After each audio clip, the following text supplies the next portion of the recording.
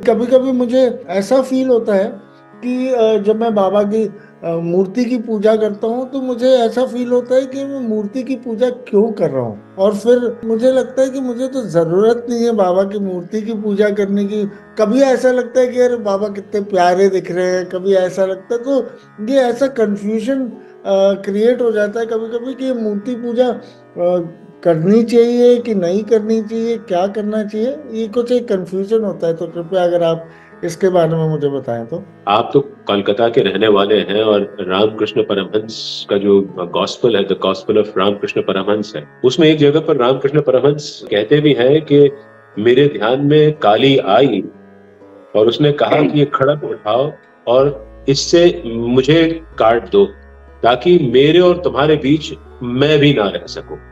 तो अगर हमारे और साईं के बीच में साईं भी आते हैं तो वो कहीं ना कहीं हमारी भक्ति में व्यवधान है।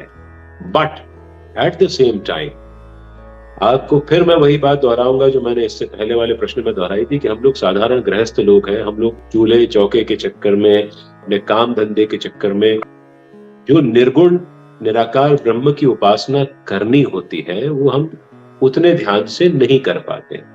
जितनी देर आपको ये लगता है कि आपके और बाबा के बीच में बाबा का स्वरूप आ रहा है, विग्रह आ रहा है, उनकी मूर्ति आ रही है, वो फिजूल। तो ये मान के चलिए कि उस समय आपका ध्यान प्रगाढ़ है और आपके और बाबा के बीच में से सारी दूरियां मिट गई है। ये बहुत थोड़ी देर के लिए ऐसा होता है।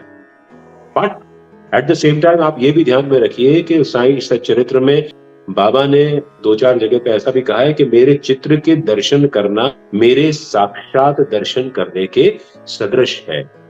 यानी आप जब मेरे चित्र का दर्शन करते हैं तो आप मान के चलिए कि आप मेरा ही दर्शन कर रहे हैं। और हम लोगों के लिए बहुत, जो हम लोग साधारण मनुष्य जीवन लेकर के आए हैं और जो बहुत ज्यादा ध्यान तपस्या ये सब कुछ नहीं कर सकते, तो उनके लिए ये चित्र का और सगुण साकार ब्रह्म की उपासना करना एक बहुत आसान पद्धति है, जिसमें हम उनके चेहरे को देखते हैं, उनके कपड़ों को देखते हैं, उनके आभूषण को देखते हैं, उनका श्रृंगार करने का हमारा मन करता है, उनके पाद प्रक्षालन करने का हमारा मन करता है। लगता है कि हम अष्टगंध से उनके सिर पे त्रिपुंड लगा दें, उनके नक्श की हम पूजा करें।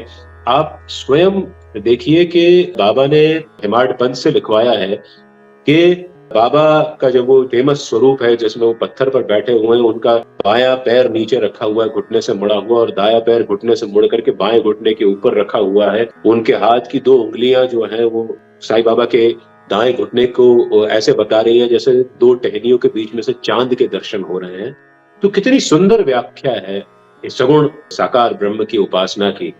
तो जब श्री साईं सच्चरित्र में हम ये मानते हैं कि हेमाड पंथ से बाबा ने स्वयं अपना सच्चरित्र लिखवाया है, उसमें उन्होंने कहा है कि मेरे चित्र के साक्षात दर्शन करना, ये इन दो उंगलियों के बीच में से मेरे पैरों के अंगूठे के दर्शन करना, ये तुम्हें शांति पहुंचाएंगे।